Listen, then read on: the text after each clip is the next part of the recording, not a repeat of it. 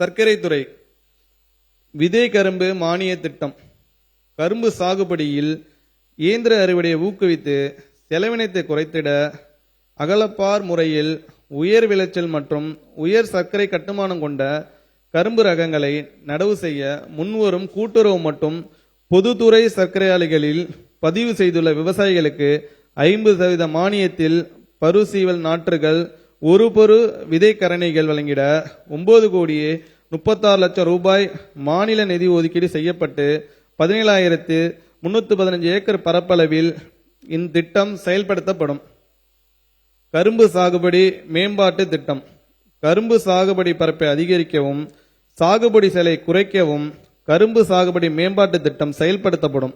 இத்திட்டத்தில் வல்லுநர் விதை கரும்பு, திசு வளர்ப்பு நாற்றுகள், பருசீவல் நாற்றுகள், ஒரு பரு விதை கரணைகள், சோகை உரித்தல், நிழல் வளைக்கூட அமைத்தல், சோகை தூளாக்குதல் மற்றும் பரப்புதல், நுண்ணூட்ட உரக்கலவை மற்றும் உயிர் உரங்கள் வழங்குதல் ஆகிய இனங்களுக்கு மானியம் வழங்கப்படும்.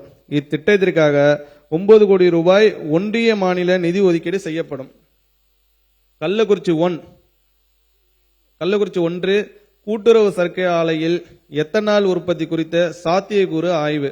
கள்ளக்குறிச்சி 1 கூட்டுறவு சர்க்கரை ஆலையில் கள்ளக்குறிச்சி 2 மற்றும் செங்கல்ராயன் கூட்டுறவு சர்க்கரை ஆலையின் கூட்டமைப்பின் பேரில் நாள் ஒன்றுக்கு 100 கிலோ லிட்டர் உற்பத்தி திறன் கொண்ட எத்தனால் வடிப்பாலை அமைக்க விரிவான திட்ட அறிக்கையை டிபிஆர் மற்றும் சாத்தியக்கூறு அறிக்கை தயாரித்திட 20 லட்சம் ரூபாய் மாநில நிதியிலிருந்து ஒதுக்கீடு செய்யப்படும்.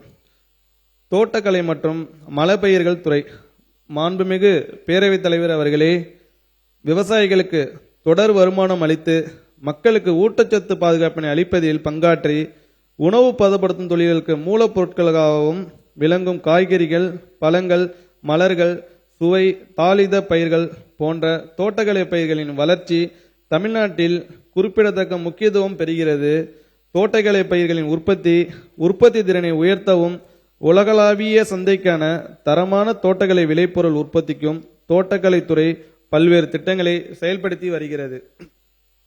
நீர் மேலாண்மைக்கான துளி துளி தண்ணீர் திட்டம்.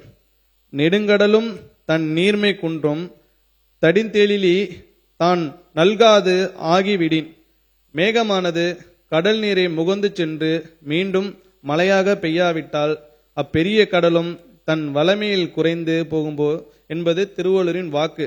இதன் அடிப்படையில் நீரினை சிக்கனமாக பயன்படுத்த வேண்டியதன் அவசியத்தை உணர்ந்து தமிழ்நாட்டில் நீர் மேலாண்மை மேம்படுத்தி இருக்கும் நீர் ஆதாரங்களை திறம்பட பயன்படுத்தி பயிர் உற்பத்தியை அதிகரிக்கும் நோக்கில் நுண்ணீர் பாசன திட்டம் ஒன்றிய மாநில நிதி பங்களிப்புடன் செயல்படுத்தப்பட்டு வருகிறது.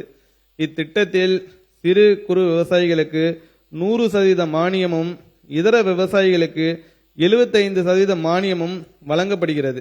அரசின் தொலைநோக்கு திட்டத்தின் ஒரு பகுதியாக 2026-27 ஆண்டில் 2,22,794 ஏக்கரில் 95,000 விவசாயிகள் பயன்பெறும் வகையில் 785 கோடி ரூபாய் நிதி ஒதுக்கீட்டில் இத்திட்டம் செயல்படுத்தப்படும்.